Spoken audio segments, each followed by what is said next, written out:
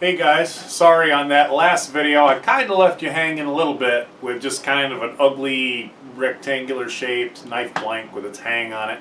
Done a little more work since then, and yeah, I kind of finished that knife blank out to a fully finished blade. I did not put a handle on that blade yet, and that might be something I'll do later.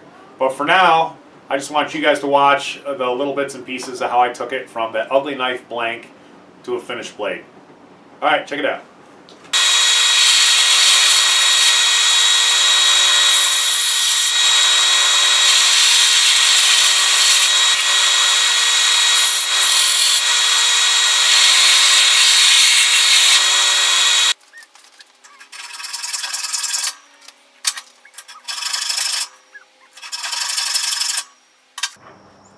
Yeah, cleaned up those lines down there at the base. Oh, dang it. Just cleaning up some lines. We're on our way.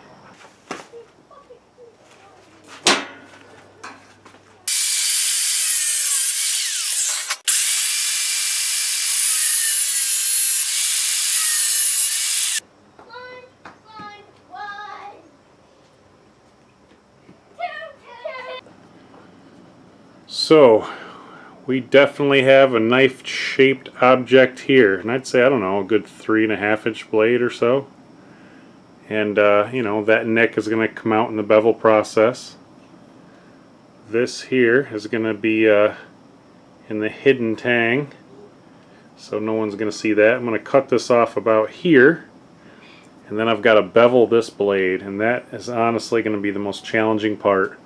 I'm going to try to bevel it all the way up to the spine, so that way it reveals as many layers as possible. I'm not too worried about this section here, but this tip here, boy, I don't know. I'm still not sure if I'm going to freehand bevel it or if I'm going to set up a jig. I don't know. I think the tough part is going to be I've given this some distal taper, which means the tip isn't as wide as the spine back here. So this should be a challenge. I don't know. We'll see.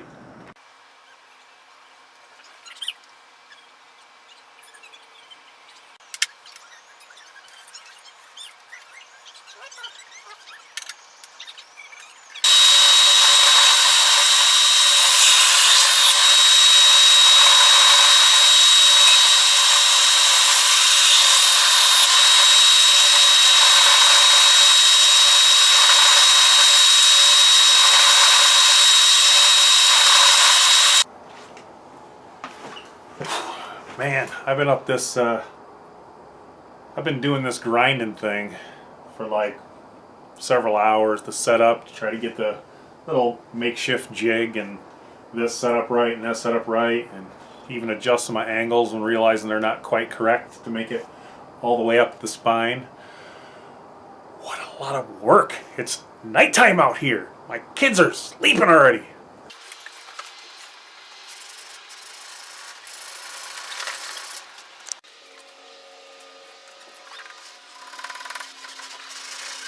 One of the reasons it takes me so long is because I'm a cheapskate who wants to make sandpaper last as long as possible. It goes a lot faster when you freshen up your sandpaper.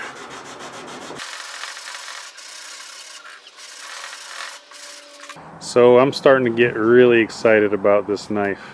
I can see in the light that the bevel has definitely revealed many of the layers in a way that's got some character, and I like it. It's just finished polishing it up to a 500 grit. Probably going to heat treat this puppy here pretty soon. Well, normalize it a few times first, and that's going to take away this polish. But yeah, I only see one real significant imperfection, and it's right there in the middle of the blade. But to be honest, I think it's just going to add character to this knife. I'm super happy at this moment. Let's hope I don't wreck it. So just a quick etch to see what it, what it should look like when it's done, or some variation of this. I'll probably put it in for longer. Well, this was straight acid though, rather than like a dilution in water. But yeah, we're looking at something that I think I'm gonna like when it's all said and done, and that is awesome. Once again, that's assuming it does not crack during heat treat. It's a nail biter, folks.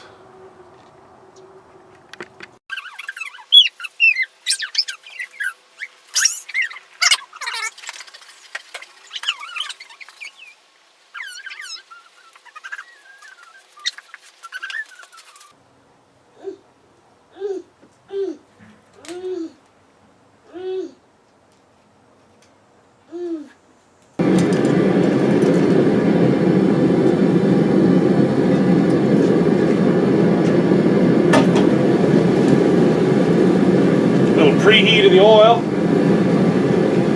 Phew. Oh man, we're gonna need to open this up. That is nasty. Now I see what they were talking about. That is disgusting. I've already normalized it 2 or 3 times. I think I'll do it again one more time so you can see. I don't know if you'll be able to see it. The other thing is I'm going to need, I think I have a magnet somewhere. So you get it red hot, then you let it, well, more than red hot. I don't know if you can see in this light, but it fades, and then gets brighter, and then fades. That's a normalization cycle. I'll do one more normalization, and then I'm going to take it till it's not magnetic. I'm gonna dunk it. Hopefully I got enough room to dunk it there. Yeah, it should have.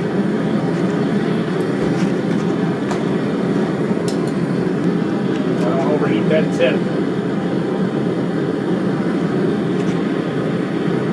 Oh yeah, that's past magnetic. That's well past. So, get it rocking and rolling again. I am going to get that edge just a little bit hotter on purpose.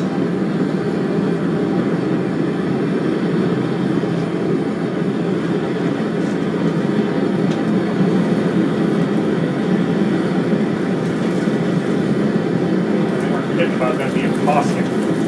That is disgusting.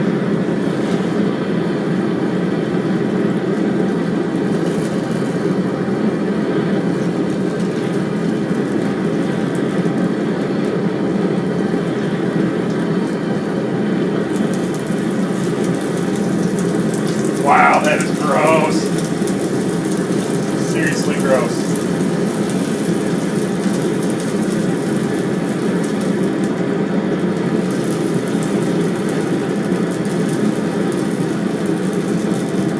Well, I can definitely see why they don't want to use motor oil. Rags around here. Which one to use?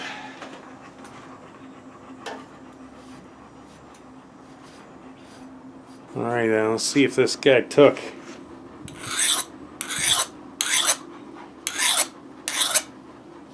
I don't know what to think. I think that's just biting into the... I don't know, it feels kind of hard. I don't know. I mean, it certainly doesn't easily bite in.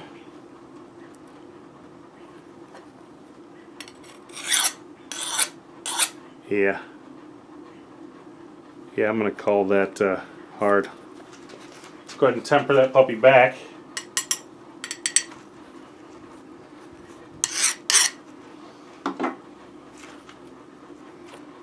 In the oven. But I just threw it in the toaster oven. And hopefully that'll temper it back the way it needs to be. Yeah, I don't know. It's Damascus. I don't know if you can see it with the camera or not, but there is a little bit of warping, but that will probably grind out. That's probably not a big deal. This kind of bend off to the right, I really am not a big fan of, but it is what it is. So I just started to try to clean up after heat treat, and I hope this comes out, but man, I don't know what all that stuff is, all those little circles. I don't know if I damaged this blade or not, overheated it during heat treat.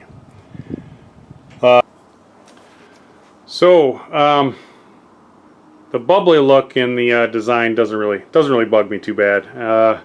Just talked to a knife maker friend I've recently made on the phone, and he said he used to get the bubbly look occasionally when he would use motor oil as a quenchant. I don't think I'll do that again. But the larger problem really is this here. There's a slight warp to that cutting edge now that is going to require me to change the profile of this blade in order to get that out. And I really liked the shape of this blade, and I already did a little bit of grinding here trying to help out. Yeah, the unique shape of this blade was something I really liked, and now I gotta get rid of it. Well, I'll keep you posted. We'll see how this goes. So I got to admit to you guys, I was pretty upset after the heat treat. I went and powdered for a little while, did a couple of other things. Finally decided I was going to try to clean this thing up and see what I could do with it. Knew I was going to lose some of the current, or previous I should say, blade profile. Wasn't going to be exactly the same shape, and I loved that past shape. But, not flawless, but I did an awful lot of cleaning up here. I etched it a little bit and then cleaned it up again to see the pattern. It is definitely unique now. It's got some little blotchy things up in where the 10, or I guess that would have been the 5160 plates were. And yeah, it's got a flaw though. You're not gonna be able to see it right there. Yeah. So anyway, due to one of the warps, there's a little indentation right there that I can no longer get out. It is what it is. There isn't much I can do about it. There's a little contour here. It almost looks like an eyeball, which is from the new scale stuff that, I don't know, whatever happened from that heat treat. This side looks pretty good. There's a little bit of a spot right there, but nothing that I think is going to be too awful visible in the final product. But I've been sharpening it, cleaning it up, sharpening it, and getting ready to actually etch it. So let's see what happens. Alright everybody, so cleanup is done. I just washed this with soap and water. I haven't touched it. Got my glove on. Got a ferric chloride mix right there. Here goes. We will dunk this guy. That's a very shallow container, so I'm not super worried about anything to hold on to. We'll let that sit for, I don't know, 15 minutes maybe. Anyways, it's been about 10 minutes. I did take a peek. It looks like it's kind of, see, I don't even have one on this hand. So let's go very gentle. I mixed my acid there at approximately 2 parts water, 1 part acid, so it's relatively strong.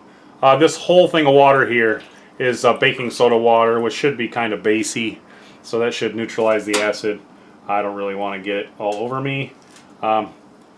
I actually think I'm going to put on another glove. So anyway, let's kind of take a look. I'm going to try to wipe it off a bit first and then clean it with a basey solution. Actually, you know what? That's really dark. Wow. Alright, I'm going to try to... Oh man, that's dark. From what I hear, all that stuff that builds up on that stops it from continuing the etching. So I'm going to kind of clean that all off a little bit here, or a bunch of it.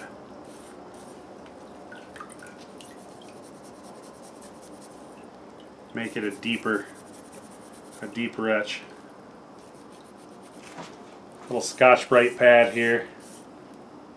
That is definitely going to be interesting looking, no question about it. Okay, I'm going to go back in.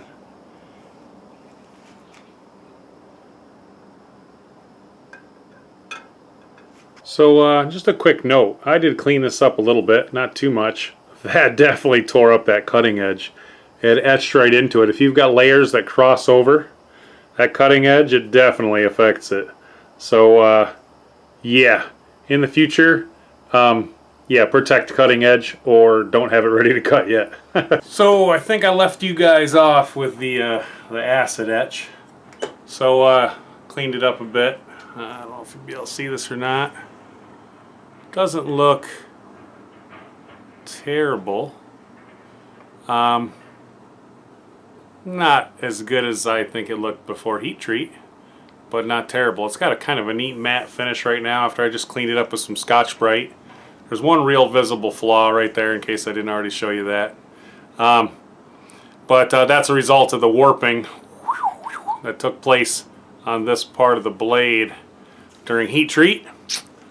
So lesson learned here is do not have your edge so acute and closer to final sharpen when you go to heat treat. I should have left a lot more material on this blade for heat treat. I had it very close to a final product, and that was a mistake. I also think it was a mistake to be using motor oil. I don't know. It's just stinky, nasty. I think I'm just going to go ahead and pay the money and buy some canola oil for next time. So I think I'm going to try to, just kind of clean this up a little bit more sandpaper, hit the high spots, see what it looks like. I don't know, try to figure out what I'm going to do for a final finish. But I think this is going to end the video of getting to the blade.